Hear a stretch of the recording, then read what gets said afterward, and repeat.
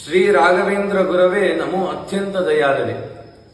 ರಾಯರನ್ನ ನಮೋ ಅತ್ಯಂತ ದಯಾಳವೇ ಅಂತ ಹೇಳಿದ್ದಾರೆ.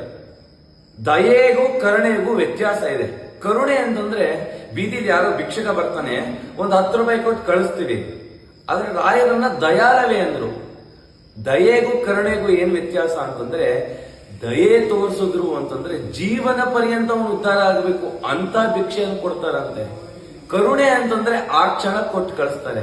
ರಾಯರು ಒಂದು ಕ್ಷಣಕ್ಕೆ ಕೊಟ್ಟು ಕಳಿಸೋರಲ್ಲ, ನಮ್ಮ ಮೇಲೆ ದಯೆಯನ್ನ ತೋರಿಸಿ ಈ ಜನ್ಮ ಅಲ್ಲ, ರಾಯರ ಹತ್ರಕ್ಕೆ ಬಂದ್ರೆ ಇನ್ನು 100 ಜನ್ಮ ಈ ಜೀವ ನಂದು ಅಂತ ರಕ್ಷಣೆ ಮಾಡ್ತಾರೆ.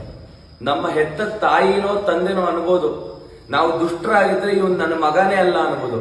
ಆದ್ರೆ ರಾಯರ ಹತ್ರ ಬಂದ ಭಕ್ತರನ್ನ ರಾಯರು ಯಾವತ್ತು ಇವನ್ ನನ್ನವನಲ್ಲ ಅಂತ ಹೇಳಲ್ವಂತೆ.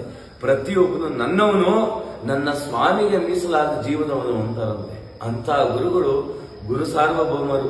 ಅವರನ್ನ ನೆನೆದ್ರೆ ಆ ದಿನವೇ ಸುದಿನ. ಅವ್ರು ಸ್ಮರಣೆ ಮಾಡಿದ್ರೆ ಅದೇ ಸ್ನಾನ. ಅವರನ್ನ ನೆನೆದು ಏನು ತಿಂತೀವೋ ಅದೇ ಮಹಾಪ್ರಸಾದ. ಅಂತ ಗುರುಗಳನ್ನ ಸ್ಮರಿಸೋಣ, ನಮ್ಮ ಜೀವನವನ್ನ ಪಾವನ ಮಾಡಿಕೊಳ್ಳೋಣ.